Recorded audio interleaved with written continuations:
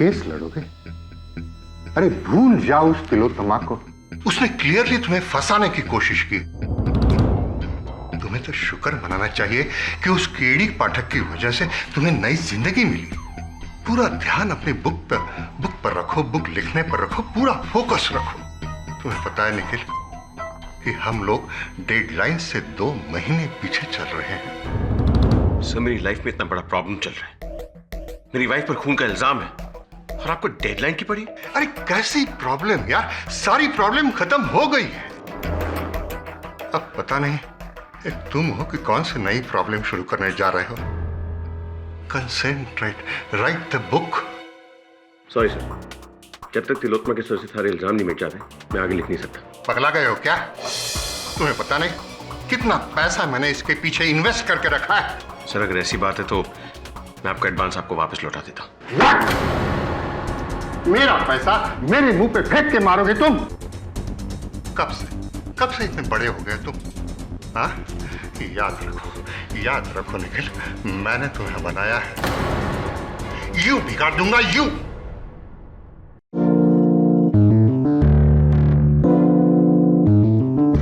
मिश्रा जी, स्पष्ट है कि कोई तो व्यक्ति है जिसने आपकी ये नई पुस्तक पढ़ी। मैंने उसे नहीं मारा है। I haven't killed her। मैं बताऊंगा कि आपने रजनी कायस को क्यों मारा। क्योंकि वो आपको छोड़ना चाहती थी, आप उसे धमका रहे थे, लेकिन धमकी का कोई असर नहीं हुआ, तो आखिरी रास्ता खून। अब इसके बाद तो प्रोसिक्यूशन को छोड़िए, मुझे संदेह हो रहा है कि रजनी की हत्या आपने की है। ये देखिए फोटो में है। निखिल मिश्रा, एक और कत्ल। बैड न्यूज फॉर केडी पाठक।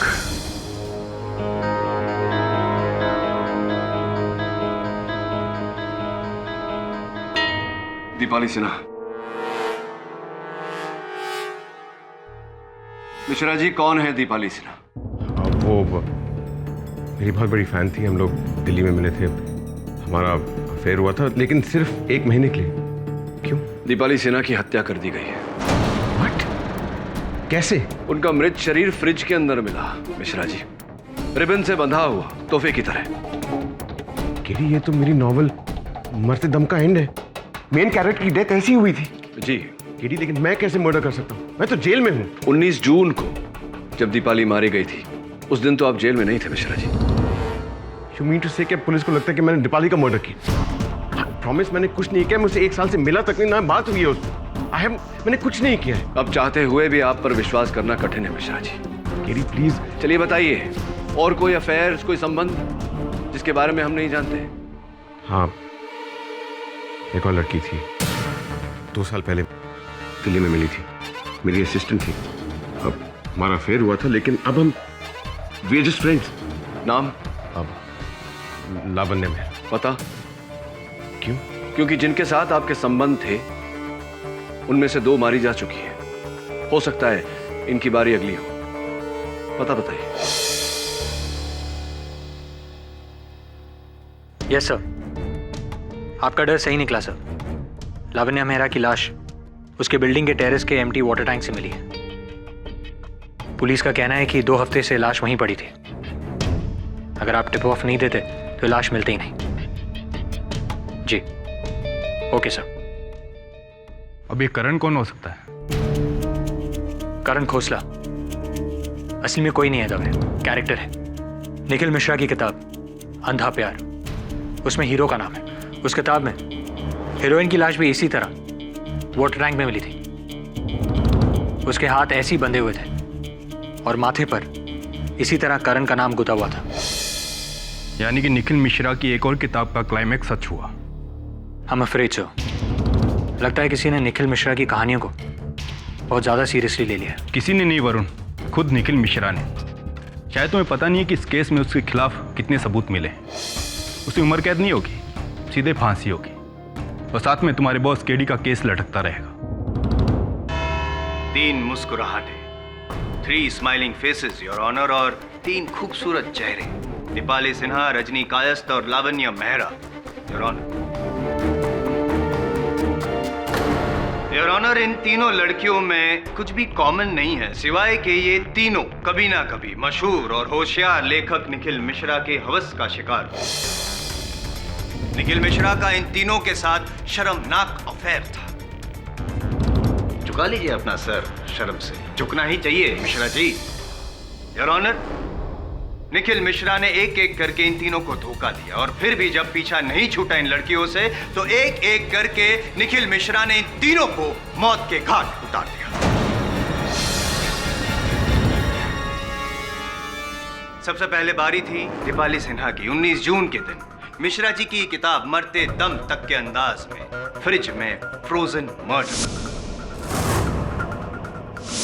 मिश्रा जी अक्सर तौर पे देखा जाए तो हम लोग फ्रिज में फल इत्यादि वगैरह वगैरह रखते हैं, सब्जियां। आप लाशें रखते हैं योर ऑनर। उसके बाद 20 जून को रजनी कायस्थ की मौत के परिंदे उसी अंदाज में, फूलों की सेज, ग्रामोफोन वगैरह। और फिर बारी थी लावण्य मेहरा की, जिसके हिस्से आई अंधा प्यार। इनकी मशहूर किताब अंधा प्यार का तरीका, पानी में मौत। योर ऑनर, अब तक तो मुझे ऐसा लगता था कि मिश्रा जी ने सिर्फ रजनी कायस्थ का ही खून किया है, लेकिन अब मुझे ऐसा लगता है कि जैसे जैसे हम इस केस को खुरेदते जाएंगे और लाशें बाहर निकलती जाएगी। यार एक बात बताओ मिश्रा जी, आदमी हो या जानवर? मैंने किसी को नहीं मारा। मैं मानता हूं कि रजनी से मैं अभी तक टच में था, लेकिन दीपाली और लावण्या, उन्हें तो कब का भुला चुका था। मुझे समझ में नहीं आ रहा Tilottama, I am really sorry. मैं जितना शर्मिंदा हूं उतना शॉक्ड भी, और उतना ही गिल्टी भी। बोल लिए जायसवाल साहब? नहीं, बोलना तो बहुत बाकी है पाठक साहब, लेकिन आपको मौका दूंगा। योर ऑनर, जब एक हत्या होती है तो हम हत्या के पीछे मकसद ढूंढते हैं, हत्यारे की मानसिक प्रवृत्ति ढूंढते हैं। जब दो हत्याएं होती है तो हम दोनों हत्याओं के बीच संबंध को ढूंढते हैं।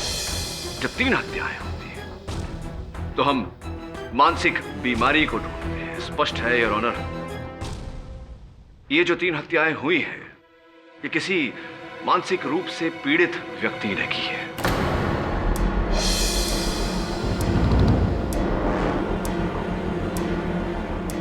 योर ऑनर, मैं आपका ध्यान इस केस की ओर आकर्षित करना चाहता हूं। 1996 Gujjar Singh versus state of Punjab, case number 5413। Gujjar Singh ने आज का शहंशाह फिल्म देखकर हूबहू वैसी ही पोशाक सिलवाई जैसी कि उस फिल्म में नायक ने पहनी थी, और फिर रातों को वो पोशाक पहनकर उसने 5 भ्रष्ट कर्मचारियों को मौत के घाट उतारा, बिल्कुल वैसे ही अंदाज में जैसा कि फिल्म में दर्शाया गया था। इन बातों से आप साबित क्या करना चाहते हैं? मैं ये कहना चाहता हूं योर ऑनर कि आजकल के दौर में फैक्ट एंड फिक्शन, सच्चाई और कल्पना के बीच की लकीर धुंधलाती जा रही है। लोग काल्पनिक कहानियों को वास्तविकता में बदलते जा रहे हैं। अपराधी अपराध करता है और फिर पता चलता है कि वो किसी फिल्म से, किसी अभिनेता से प्रभावित था। जैसे कि इस उदाहरण में स्पष्ट है योर ऑनर कि मिश्रा जी की पुस्तक से प्रभावित होकर इन्हीं के किसी पागल प्रशंसक ने ये हत्याएं की है।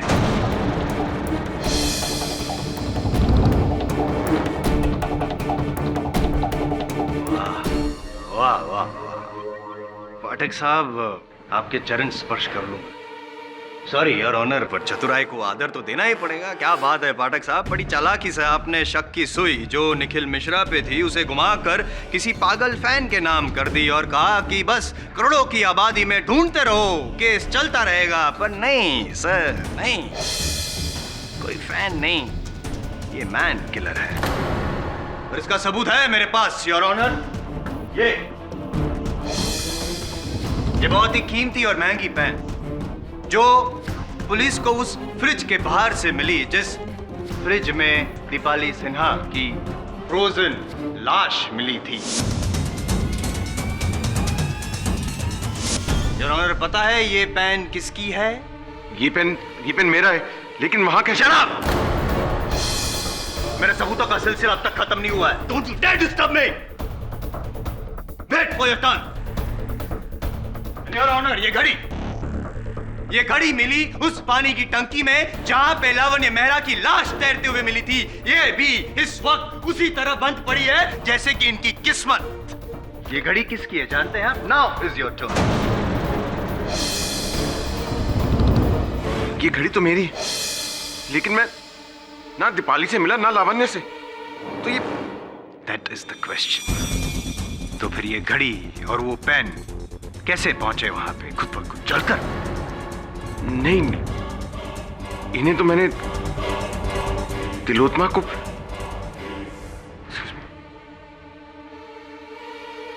क्या मिश्रा जी? तिलोत्मा क्या? बोलिए मिश्रा जी, तिलोत्मा क्या? तिलोत्मा ने ये घड़ी और ये पेन मुझे गिफ्ट किया था। कुछ वक्त बाद ये खराब हो गए थे तो उसने वापस लेके कहा कि वो ठीक करवा देगी। लेकिन ये दीपाली और लावण्य के पास कैसे पहुंच गए? एक मिनट।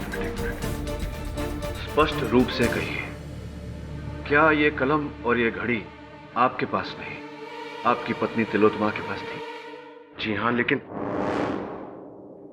योर ऑनर, मैं मिश्रा जी की धर्म पत्नी तिलोत्मा मिश्रा को कटघरे में बुलाने की अनुमति चाहता हूं। तिलोत्मा जी, बहुत ही गंभीर प्रश्न पूछने वाला हूं आपसे, सोच विचार करके उत्तर दीजिएगा। मिश्रा जी ने वो कलम और वो घड़ी आपके सुपुर्द की थी। कृपया कर अदालत को बताइए कि वो कलम और घड़ी हत्या स्थल तक कैसे पहुंची।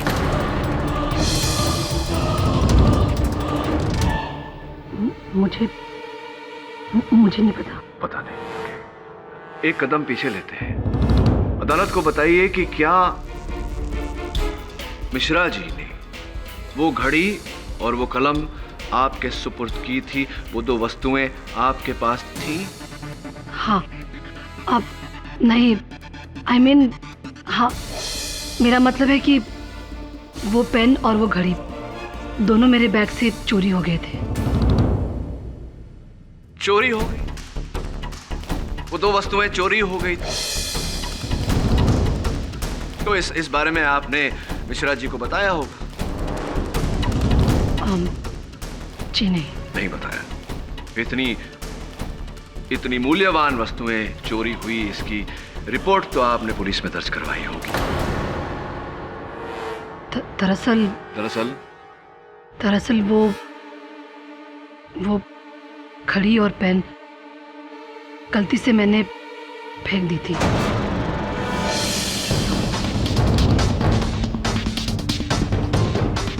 मिश्रा, थोड़ी सी उलझन है मेरे मन में। चोरी हुई थी किंतु चोरी नहीं हुई, फेंक दी थी आपने। इतनी मूल्यवान वस्तुएं जो आपने अपने पतिदेव को भेंट के रूप में दी थी, आपने यूं ही फेंक दी। क्यों फेंक दी? क्या कारण था फेंकने का? क्यों फेंकी आपने मिसेस मिश्रा? गुस्से में फेंका। क्यों इतना क्रोध क्यों आया कि आपने वो दो वस्तुएं फेंक दी? ऐसा क्या किया था मिश्रा जी ने जिसके कारण आपको ये कदम उठाना पड़ा? मिसेस मिश्रा, मैं आपको सचेत करना चाहूंगा कि आपकी चुप्पी अदालत में आपके विरुद्ध जा सकती है। कृपया कर बताइए कि ऐसा क्या किया था मिश्रा जी ने जिसके कारण आपको क्रोध आया और आपने इतनी मूल्यवान वस्तुएं जो भेंट में आपने दी थी वो आपने फेंक दी।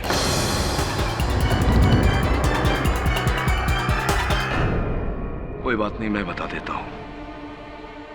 आपको मिश्रा जी और रजनी के बीच के संबंध के बारे में पता था। केवल इतना ही नहीं मिसेस मिश्रा, लावण्य और दीपाली के साथ मिश्रा जी के संबंध के बारे में भी ज्ञान था। जी नहीं, ये सच नहीं है। मुझे उन लोगों के बारे में यहाँ आकर ही मालूम पड़ा है। मिसेस मिश्रा, इस केस में मैं इस पायदान तक नहीं पहुंचना चाहता था, किंतु दुर्भाग्यवश आपने मेरे लिए और कोई चारा नहीं छोड़ा। देवेंद्र सोलंकी एसोसिएट्स, ये नाम तो आपने सुना होगा मिसेस मिश्रा।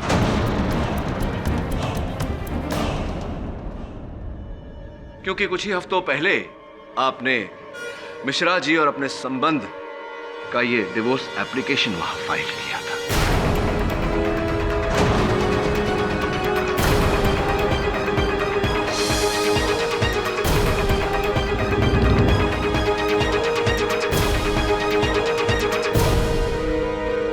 किया था या नहीं मिसेस मिश्रा? हाँ, मैं जान गई थी, मैं निखिल की असलियत जान गई थी कि निखिल ने मुझे एक नहीं, दो नहीं, तीन बार धोखा दिया। इसलिए मैं निखिल से अंदर ही अंदर नफरत करने लगी थी।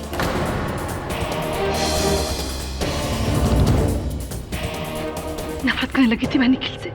और इस नफरत के चलते आपने ये निर्णय लिया कि आप अपने पति को ऐसा सबक सिखाएंगी जो वो कभी नहीं भूलेंगे, साथ साथ उन 3 महिलाओं के साथ भी अपना बदला पूरा करेंगी। इसीलिए मिश्रा जी की पुस्तकों में लिखित वर्णन के अनुसार आपने उन 3 महिलाओं की हत्या की और उन हत्याओं के आरोप में आपने निखिल मिश्रा को फंसाया।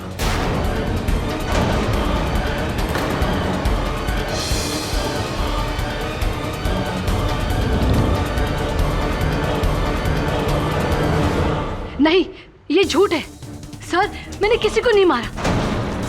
मैंने रजनी के घर में निखिल की अधूरी किताब देखी थी। एक्सक्यूज मी, शायद किसके घर में आपने अधूरी किताब देखी थी निखिल जी के? रजनी के घर में। रजनी के घर में? इसका अर्थ यह हुआ कि आप रजनी के घर गई थी। क्यों गई थी आप मिसेस मिश्रा उनकी हत्या कर?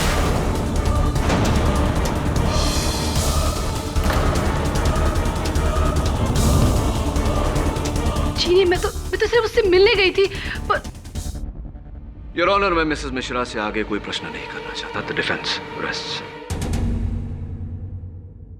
तमाम हालात को मद्देनजर रखते हुए और डिफेंस काउंसिल के पेश किए गए सबूतों के बिना पर इस अदालत को ये यकीन हो गया है कि रजनी कायस्थ, दीपाली सिन्हा और लावण्य मेहरा की हत्याओं में तिलोत्तमा मिश्रा का हाथ है।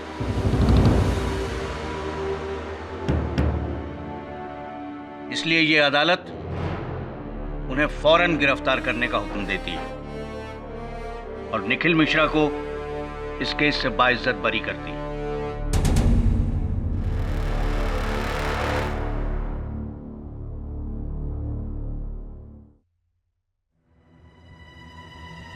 क्षमा चाहता हूं मिश्रा जी, मैं नहीं जानता था कि इस केस का परिणाम ऐसा होगा।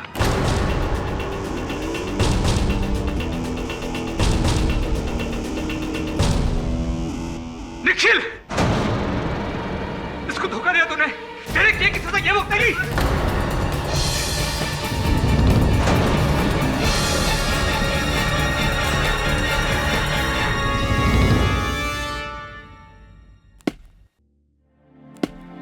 हाउ कूल ना, निखिल मिश्रा फ्री हो गया है।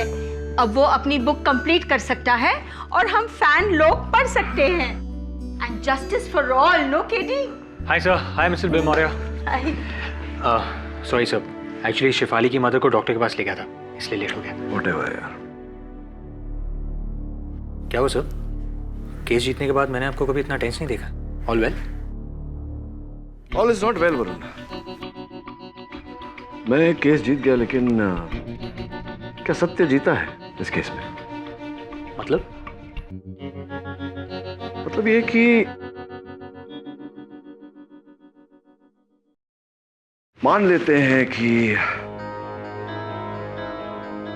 तिलोत्तमा ने ये प्लान बनाया, वो 3 हत्याएं की, उसके आरोप में मिश्रा जी को फंसाया। अगर ये आरोप अदालत में प्रमाणित हो जाता तो मिश्रा जी को उम्र कैद या फांसी हो जाती। दोनों का रिश्ता वैसे ही खत्म हो जाता। तिलोत्तमा को मिश्रा जी की करोड़ों की संपत्ति भी मिल जाती। तो फिर क्यों तिलोत्तमा ने कुछ हफ्ते पहले डाइवोर्स की एप्लीकेशन की? क्या आवश्यकता थी ऐसा करने की? सर होगा कोई रीजन। सर वैसे भी आज तक औरतों को कौन समझ सका है? सर शिफाली को तो मैं आज तक। लेकिन मैं अपनी वाइफ को पहचानता हूं, चाहे लोग कुछ भी कहें, चाहे तिलोत्तमा मुझे जितनी भी नफरत कर ले, लेकिन मैं जानता हूं कि वो बिल्कुल बेकसूर है। मैं आपकी बात से सहमत हूं मिश्रा जी, बैठिए ना। मैं 10 साल से तिलोत्तमा के साथ हूं, इतना मैं जानता हूं कि वो किसी की जान नहीं ले सकती। दुर्भाग्यवश मिश्रा जी, आपका ये कहना काफी नहीं है। इसीलिए मैं तुम्हारे पास आया हूं केडी। 3 हफ्ते पहले मेरी वाइफ मेरा केस लेकर आई थी और आज मैं अपनी वाइफ का केस लेकर आ रहा हूं। क्या तुम तिलोत्तमा के लिए लड़ोगे? ऑफ कोर्स, पागल हो गया तुम निखिल? केस लड़ोगे? अरे भूल जाओ उस तिलोत्तमा को। उसने क्लियरली तुम्हें फंसाने की कोशिश की। तुम्हें तो शुक्र मनाना चाहिए कि उस केडी पाठक की वजह से तुम्हें नई जिंदगी मिली। पूरा ध्यान अपनी बुक पर रखो, बुक लिखने पर रखो, पूरा फोकस रखो। तुम्हें पता है निखिल कि हम लोग डेडलाइन से 2 महीने पीछे चल रहे हैं। सर, मेरी लाइफ में इतना बड़ा प्रॉब्लम चल रहा है। मेरी वाइफ पर खून का इल्जाम है और आपको डेडलाइन की पड़ी।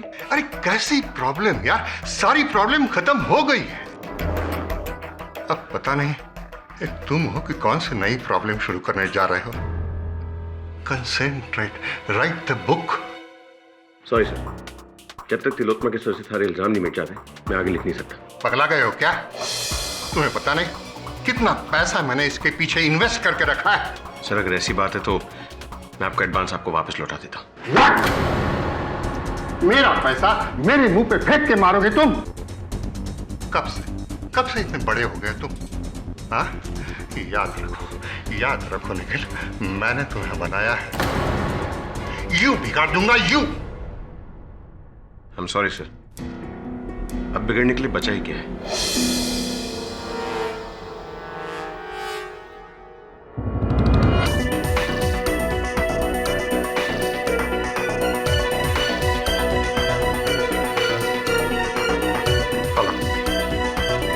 हाँ, मैं सलमान आलम से बात करना चाहता हूँ। हाँ, राइट ऑफ सलमान आलम। मैं समझता हूं कि आपको ये बात विचित्र लगेगी कि मैंने ही आपको दोषी ठहराया, अब मैं ही आपका बचाव करना चाह रहा हूं। जी नहीं, अब मुझे कोई भी बात अजीब नहीं लगती है। निखिल ने मेरे साथ जो भी कुछ किया उसके बाद तो बिल्कुल नहीं। हाँ, मगर एक बात जरूर मुझे अजीब लगती है कि मैं ये कैसे समझ बैठी कि निखिल इस दुनिया में सबसे ज्यादा मुझसे प्यार करता है। मैं आज भी तुम्हें सबसे ज्यादा प्यार करता हूं।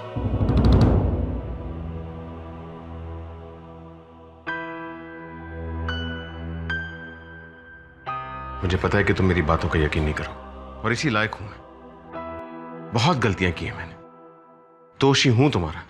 निखिल प्लीज, अब तुम यहाँ क्या करने आए हो? चले जाओ यहाँ से, प्लीज गो। एक बार तुम्हारी बेगुनाही साबित हो जाए, तुम जो कहोगी मैं वो करूंगा, लेकिन इस वक्त प्लीज, इस वक्त केडी को तुम्हारी मदद करने दो, क्योंकि मैं जानता हूं कि तुम किसी की जान नहीं ले सकती। निखिल देखो तिलोत्तमा, इस समय मेरा यह जानना अति आवश्यक है कि तुम्हें मिश्रा जी के संबंधों के बारे में कैसे पता चला। सलमान आलम ने। वो राइटर, उसे मेरे बारे में कैसे? पूरी दुनिया को तुम्हारी काली करतूतों के बारे में पता था, सिवाय मेरे। तिलोत्तमा देखिए, इस समय गुस्से से नहीं सब्र से काम लीजिए। बताइए कि आपको इन संबंधों के बारे में कब पता चला? करीब 1 महीने पहले। 1 महीने पहले मुझे सलमान आलम मिला था और उसने मुझे निखिल के अफेयर्स के बारे में बताया। और जब मैंने इस बात को मानने से इनकार कर दिया तो उसने मुझे कुछ तस्वीरें दिखाई और वो तस्वीरें देखकर मुझे समझ नहीं आया कि मैं क्या करूं। और मैंने गुस्से में आकर वो घड़ी और पेन वहीं फेंक दी और सीधे वहां से डाइवोर्स लॉयर के पास चली गई। इसका मतलब ये हुआ कि सलमान ने आपको वो घड़ी और कलम फेंकते हुए देखा था। हो सकता है कि उसने वो वस्तुएं वहां से उठाई हो और मिश्रा जी को फंसाया। आई एम श्योर सलमान आलम ने मुझे फंसाया। साबित करना पड़ेगा मिश्रा जी, अदालत में साबित करना पड़ेगा। सर, आपने आज की ये न्यूज़ पढ़ी? क्या है? कायस ग्रुप ऑफ कंपनीज के बारे में। मिस्टर निर्मल कायस, सर, रजनी के पिता। सर, यहाँ लिखा है कि उन्होंने अपनी सारी जायदाद अपने बेटे अविनाश के नाम कर दी है। पेपर में लिखा है कि यह जायदाद पहले उनकी बेटी रजनी के नाम पर थी, लेकिन उसकी मौत के बाद ये सब कुछ अविनाश के नाम हो गया। ऐसी, इसका अर्थ ये हुआ कि रजनी की मृत्यु से सबसे बड़ा लाभ अविनाश का हुआ। सब कहीं ऐसा तो नहीं कि अविनाश ने अपनी बहन को? नो नो नो नो, कोई भाई अपनी बहन को क्यों मारेगा? क्यों नहीं मारेगा मिसेस बेलमुरिया? इससे भी अधिक विचित्र बातें हुई हैं। वरुण, आई थिंक इस केस का अहम पहलू है, हमें नजरअंदाज नहीं करना चाहिए। तू जा अविनाश के बारे में जानकारी प्राप्त कर। Right sir. तब तक मैं लेखक सलमान आलम के बारे में जानकारी प्राप्त करता हूँ। तुम मुझे क्या बेवकूफ समझते हो? मुझे अच्छी तरह पता है तुम घुमा फिरा कर क्या पूछना चाहते हो। मैं अपनी बहन को मारूंगा अपनी बाप की प्रॉपर्टी के लिए? लेकिन आपके पिता ने आपको जायदाद से बेदखल कर दिया था और अचानक आपकी बहन की मौत। देखो, वो हमारा पर्सनल मैटर है, तुम लोगों का उससे कोई लेना देना नहीं। लेकिन आपकी बहन की मौत से लेना देना हो सकता है। जब रजनी की मौत हुई आप कहाँ थे? जहन्नुम में। और अगर तुमने अभी एक और सवाल पूछा ना, वहीं पहुंचा दूंगा तुम्हें। एक तो वो निखिल खुला घूम रहा है बाहर, आजाद करा दिया तुम्हारे कैडी ने, अब तुम मेरे पीछे पड़े हो। Just get lost, get out. ठीक है, लगता है मेरे सवालों का जवाब अब अदालत में ही देंगे। दूंगा, भरी अदालत में दूंगा। अगर आपको कोई बात करनी है कोर्ट में होगी। Now can you please leave? Okay.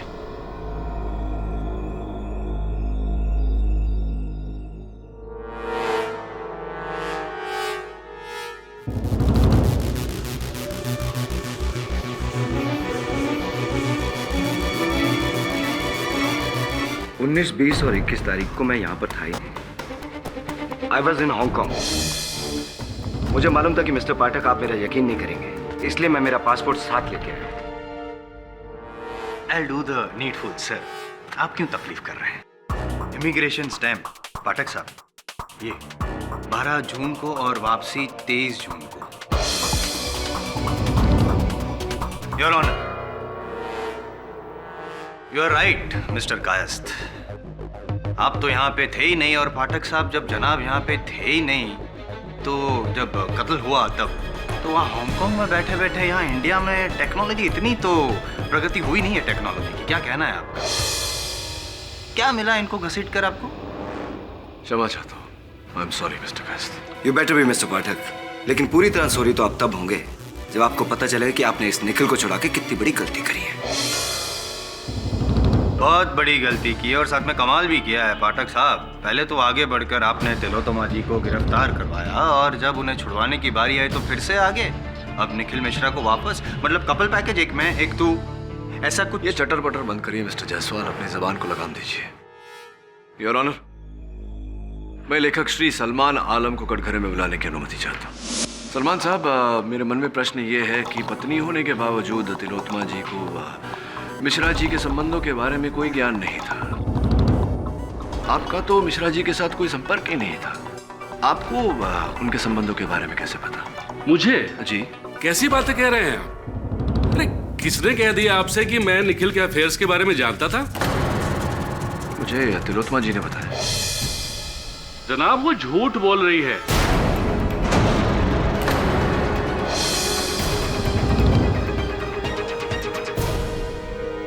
मैं भला पति पत्नी के झगड़े में क्यों पड़ूंगा? तिलोत्तमा जी झूठ बोल रही है। 100%।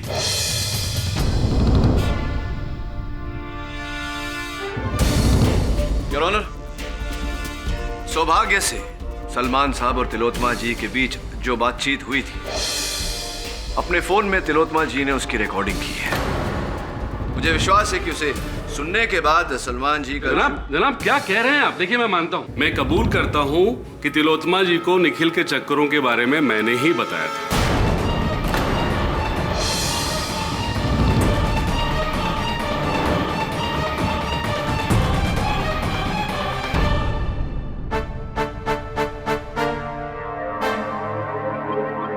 वैसे ये तो मेरा फोन है, इसमें तिलोत्तमा जी और आपकी बातचीत कैसे दर्ज की जा सकती है? ये बताइए कि आप ही ने तिलोत्तमा जी को मिहिर जी के संबंधों के बारे में बताया था। ये पति पत्नी के निजी संबंध में आपने भांजी क्यों मारी, टांग क्यों उड़ाई? कारण क्या था इसके पीछे? जनाब, मुझे लगा कि ऐसा करने से निखिल और तिलोत्तमा के बीच तनाव पैदा हो जाएगा, जिसका असर उसकी राइटिंग पर पड़ेगा और उसे काम कम मिलने लगेगा। तो आपने अपने व्यावसायिक प्रतिद्वंदिता को एक निजी रूप देना चाहा? जी, लेकिन ये कानूनी जुर्म तो नहीं है ना? कानूनी जुर्म एक प्रकार से तो है, क्योंकि जो घड़ी और कलम तिलोत्तमा जी ने कूड़ेदान में फेंक दी थी उसे वहां से उठाकर अपने हत्या स्थल पर रखा। ये कानूनी जुर्म है। जनाब क्या कह रहे हैं आप? मैंने ऐसा कुछ भी नहीं किया है।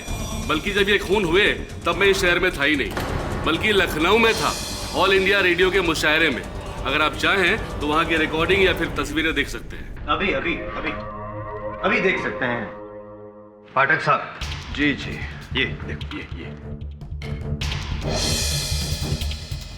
सलमान जनाब 18 से लेके 21 तारीख तक वहीं पे लखनऊ में स्टेज पे थे, शायरी बोल रहे थे।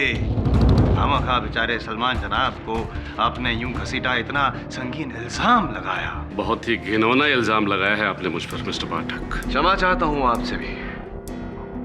बैठिए। अरे सुनिए, जाने से पहले मेरे प्रश्न का उत्तर तो देते जाइए कि मिश्रा जी और उन महिलाओं के बीच के संबंधों के बारे में जानकारी आपको कब कैसे कहाँ मिली? मिस्टर धवन से। कब, कहाँ और कैसे, आप उसी आदमी से पूछिए जो अपने आप को निखिल का सरपरस्त कहता फिरता है। ऐसी।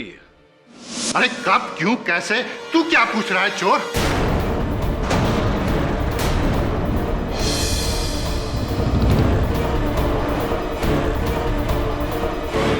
मुझे क्या पता था मेरी ऑफिस से तस्वीरें चुरा कर तू ऐसे बेहुदा हरकत करेगा।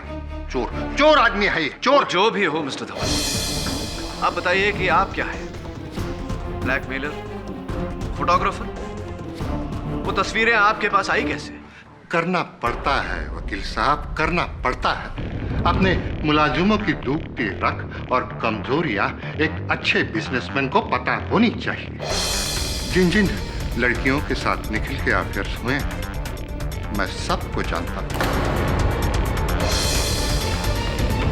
वो रजनी, दीपाली, लावण्य, सबको जानता हूं। इसलिए मैंने एक डिटेक्टिव हायर करके सारी तस्वीरें भी हासिल कर रखी थी, ताकि निखिल अगर कभी मुझे छोड़कर जाने की बात करे या पैसे बढ़ाने की बात करे तो मैं काबू में ला सकूं उसे इन तस्वीरों को दिखाकर। धवन सर, आप इस हद तक गिर सकते हैं? Order, order. आप बैठ जाइए प्लीज। मिस्टर धवन, मिश्रा जी की उन महिलाओं के साथ तस्वीरें आपके पास थी। मिश्रा जी के हर उपन्यास की जानकारी आपके पास थी। अब मैं ये जानना चाहता हूं कि 19 से 21 जून आप कहां थे? तो मैं तो आप कातिल मैं हो गया हूं? ये आपके उत्तर पर निर्भर करता है। मैं सिटी हॉस्पिटल के डिलक्स वार्ड में रूम नंबर 227 में था। क्या कर रहे थे आप 227 में? रूम नंबर 227, जहां 18 जून से 22 जून तक मैं एडमिट था, किडनी स्टोन के ऑपरेशन की। 5 दिन किडनी स्टोन के ऑपरेशन के लिए कुछ ज्यादा नहीं है। आपको अगर कोई शक हो रहा है तो हॉस्पिटल के रिकॉर्ड्स चेक कर लीजिए। हॉस्पिटल के सारे रिकॉर्ड्स मैं यहाँ पे पेश कर सकता हूँ, अभी के अभी। सारे सबूत हैं मेरे पास यहीं पे पाठक साहब। सबूतों का शॉपिंग मॉल समझ लो मुझे। चेक कर लीजिए, 18 से 22 तारीख तक 5 दिन हॉस्पिटल में थे, वही रूम में, वही बेड पर। तो वहां लेटे लेटे वो खून कर नहीं सकते, यानी कि आपका तीसरा निशाना भी आप चूक गए। हैट्रिक। लगता है आपकी कमान अब खाली हो गई, वो तीर बचा नहीं। तरस आ रहा है आपका।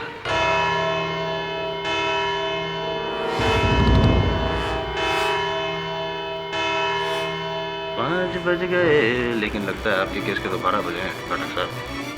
और नेक्स्ट यह अदालत अगली सुनवाई तक मुलतवी की जाती है। केडी सर, 3 लोगों पर शक और तीनों के पास ठोस बहाना कातिल ना होने का। सलमान लखनऊ में था, अविनाश हांगकांग में था और धवन मुंबई के हॉस्पिटल में था। तो इसलिए मुझे लगता है कि कातिल ये चौथा इंसान है, गुलशन त्रिपाठी। जी sir, I am very sure, Gulshan Tripathi sir. क्योंकि गुलशन त्रिपाठी निखिल की पत्नी तिलोत्तमा के बहुत क्लोज है। मुझे तो लगता है कि इन दोनों के बीच कुछ प्यार व्यार का चक्कर है। इसीलिए ये दोनों मिलकर निखिल को फंसा रहे थे।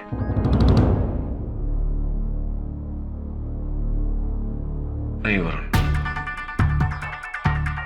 मेरा संदेह अब भी इन तीनों पर है, पर कई प्रश्न हैं जिनके उत्तर नहीं। कब, क्यों, कैसे, कहां, क्यों निखिल को फंसाया? और अगर सलमान लखनऊ में था, अविनाश हांगकांग में, तो कब और कैसे मुंबई आए? दूसरी तरफ धवन का हॉस्पिटल से छिपकर बाहर निकलना, हत्याएं करना बड़ी बात नहीं है। तूने कभी अखबार में जो छपता है स्पॉट द डिफरेंस, फर्क बताओ, देखा है? जी सर। मुझे लगता है कि जो तस्वीर हमें दिख रही है उसी के पीछे असल तस्वीर छुपी है। कोई पुलिस को गुमराह करने के लिए सब कर रहा है। सर मुझे कुछ समझ में नहीं आ रहा है। What are you talking about? समझाऊंगा कल अदालत में। मुझे फिर से बुलाने की वजह? एक बार परेशान करके आपका मन नहीं भरा? निश्चिंत रहिए अविनाश जी, अब के बाद आपको यहां आने का कष्ट नहीं दूंगा। कल के अखबार में ये लेख छपा है कायस्थ ग्रुप ऑफ कंपनीज पर। इसमें आपकी और आपके बहन, स्वर्गवासी बहन रजनी के बीच जो तनाव चल रहा था संपत्ति को लेकर, उसकी भी चर्चा हुई है। लिखा है कि आप उस संपत्ति से बेदखल थे। अखबारों को क्या है मिस्टर पाठक, कुछ भी झूठ छापती रहती हैं। I deny it. Of course you deny it. Mister Avinash Kayastha, क्या आप इस बात को भी डिनाई करते हैं कि कुछ वर्षों से आप बहुत ही गंभीर कंगाली की अवस्था से पारित हो रहे थे, और अगर आपकी बहन का स्वर्गवास न हुआ होता तो आपको अपने पिताजी की संपत्ति से ढेला भर भी नहीं मिलता? तो अपने बाप के पैसे के लिए मैंने अपनी बहन का खून कर दिया। जी हाँ, और साथ में दीपाली और लावण्य को भी मार डाला ताकि उनकी जायदाद भी आपके नाम हो जाए। You're right, Mr. Jaiswal. On the contrary, to please you this time, I'm wrong. ये दोनों लड़कियों को जानता तक नहीं था, यानी कि बिना वजह दो murders. This time you're wrong. बिना वजह नहीं, वजह थी।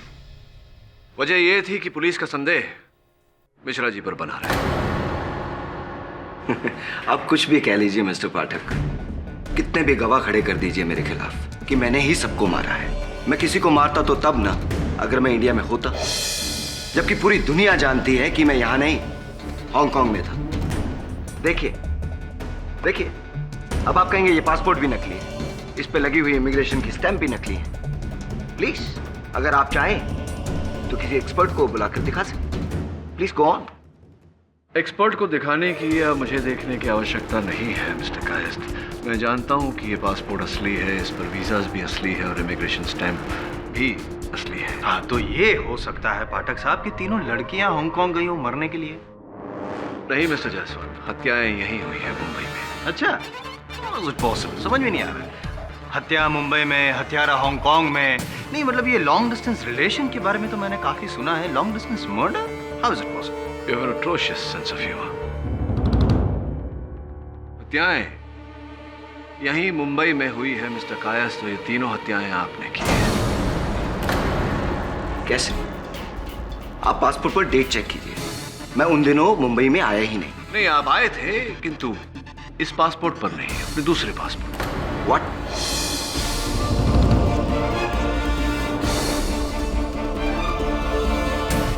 अच्छा, दूसरा पासपोर्ट।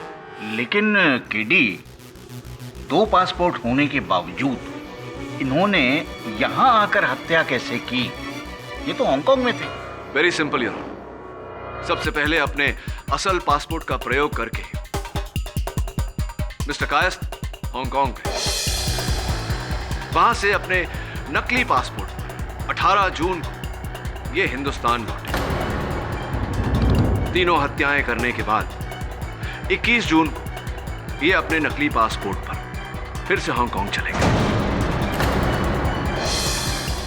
और अंत में ये इसी पासपोर्ट यानी कि असली पासपोर्ट पर हिंदुस्तान लौट आए। क्या बकवास है मिस्टर पाठक? योर ऑनर, मेरे पास कोई दूसरा पासपोर्ट नहीं है। अच्छा, और अगर आपके घर और दफ्तर की छानबीन करके हमने वो दूसरा पासपोर्ट बरामद कर लिया तो क्या आप इकबाल जुर्म कर लेंगे?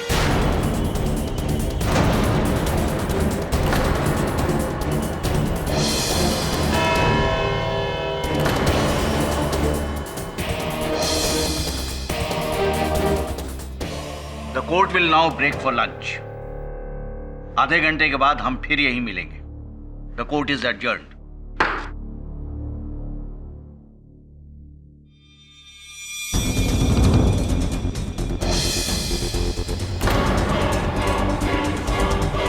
किधर है तू? जल्दी ऑफिस पहुंचो।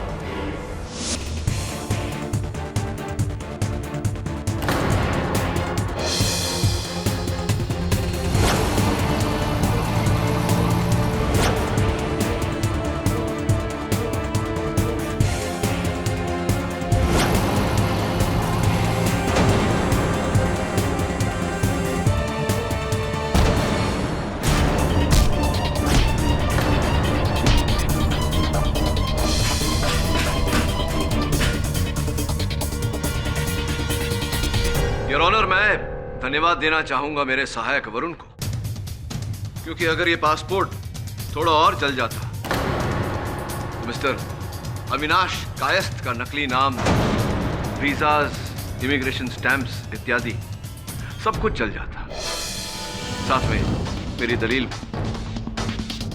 Your honour, entry into India 18th June, entry back into Hong Kong 21st June.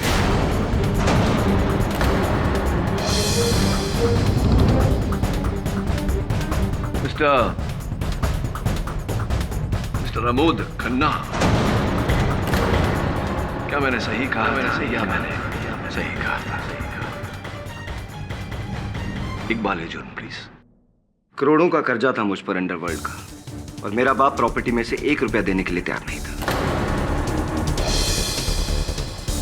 नकारा था मैं उसके लिए सब कुछ रजनी। इसलिए सारी प्रॉपर्टी उसने रजनी के नाम कर दी, मेरे लिए फूटी कौड़ी तक नहीं। इसलिए मजबूरी में आकर मुझे रजनी को मारने का प्लान बना,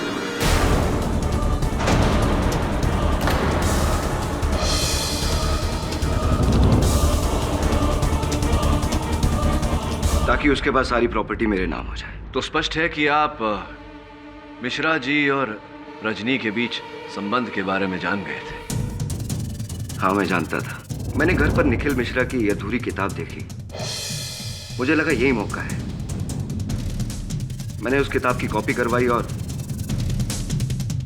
जैसे उस किताब में लिखा था हूबहू वैसे ही मैंने रजनी को मार दिया।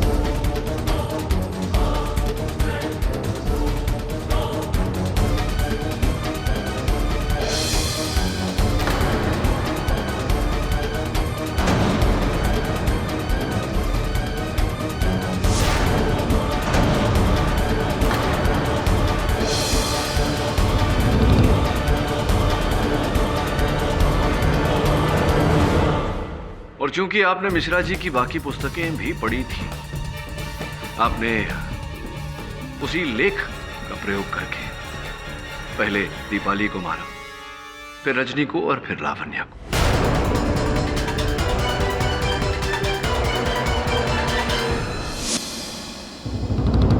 आज नहीं तो कल उन सबकी लाशें मिलती हैं। मैं चाहता था कि रजनी की मौत भी उनके साथ जुड़ जाए और सारा शक निखिल पर चला जाए। मैं निखिल की कोई निशानी ढूंढने के लिए उसके घर की तरफ जा ही रहा था, तभी मैंने उसकी पत्नी को पेन और घड़ी फेंकते हुए देखा।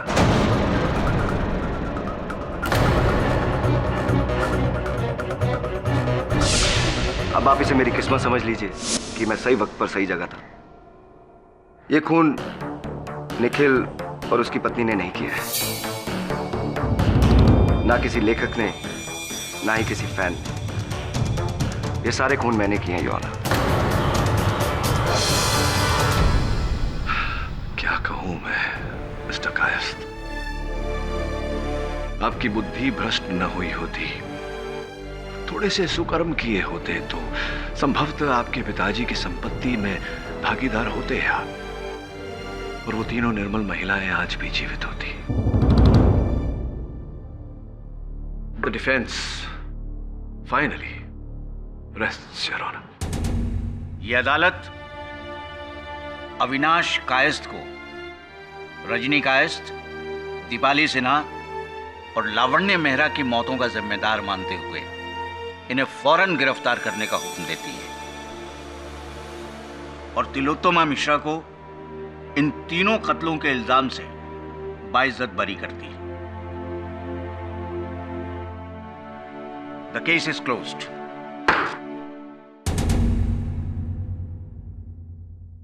पाठक साहब, फैंटास्टिक केस। मैं तो कहता हूँ इस केस पे आप एक किताब लिखिए, अदालत का अंतिम अध्याय, सुपर हिट। अगर आप नहीं लिखना चाहते तो मैं लिख दूंगा, क्रेडिट दूंगा। मुझे समझ में नहीं आ रहा कि मैं इस समय आपसे क्या कहूँ, तो चुप ही रहता हूँ। कभी कभी चुप रहने में भी भलाई होती है ना?